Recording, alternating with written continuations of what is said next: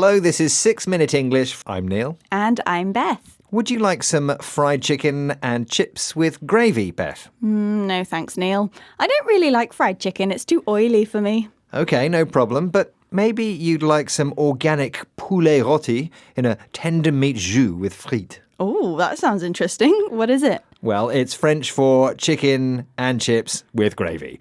It's a strange fact, but the same dish described using different words can make it sound more delicious, more exotic, and more desirable. Restaurants think carefully about the language they use to describe the food on their menus, trying to make it sound appealing, tasty, or poetic.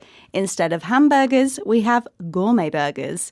It's jus, not gravy, and raspberry coulis sounds a lot tastier than raspberry sauce.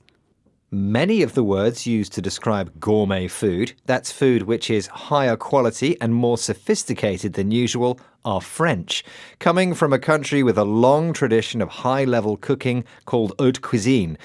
But how does the language used to describe food affect our psychology and help restaurants make menus which are both tempting and profitable?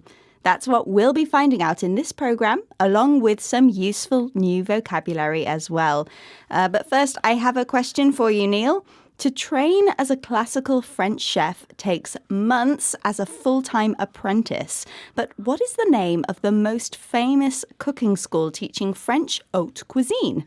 Is it A, Le Cordon Bleu, B, Le Cordon Rouge, or C, Le Cordon Noir? Well, I think it's Le Cordon Bleu. Okay, Neil, I'll reveal the correct answer later. It's important for restaurants to describe items on the menu so diners know what to expect. And many chefs think foreign words sound more exciting.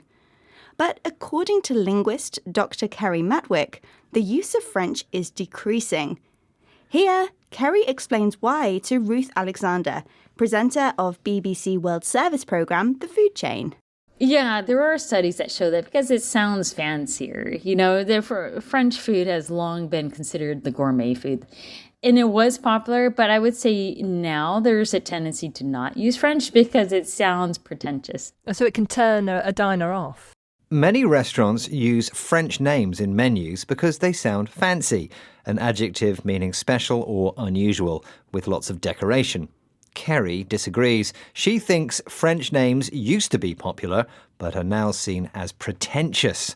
If something is pretentious, it tries to appear more important or clever than it really is. Some diners like the French names, but it turns other diners off. If something turns you off, it makes you stop feeling interested or excited. Brazilian chef Caroline Martins agrees that using French names in menus is becoming a thing of the past.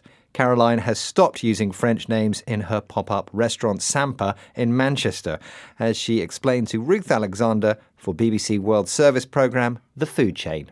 I am classically trained in a French cuisine.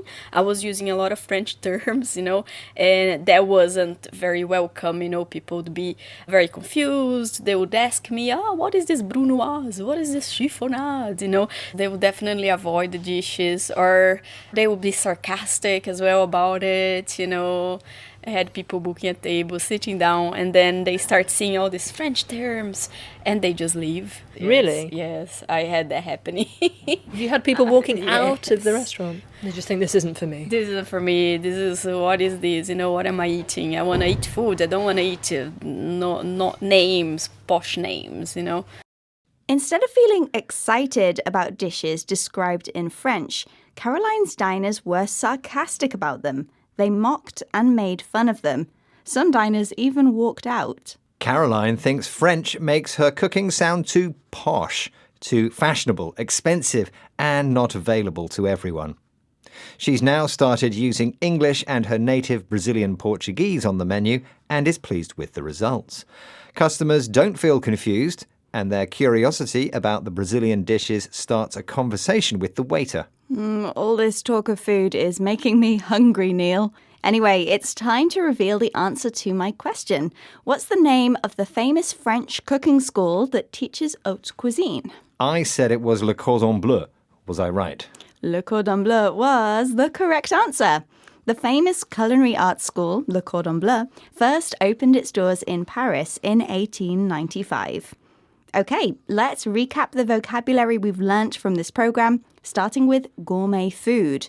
Food which is better quality and more sophisticated than usual, and is often more expensive. The adjective fancy means special, unusual, and decorative. If someone is pretentious, they try to appear more important or clever than they really are. The phrase to turn someone off means to make someone stop feeling interested or excited. If you say something sarcastic, you mock and insult something by saying the opposite of what you mean. And finally, the adjective posh means fashionable, smart, expensive, and exclusive. Once again, our 6 minutes are up. Join us again soon for more trending topics and useful vocabulary here at 6 Minute English. Goodbye for now. Bye!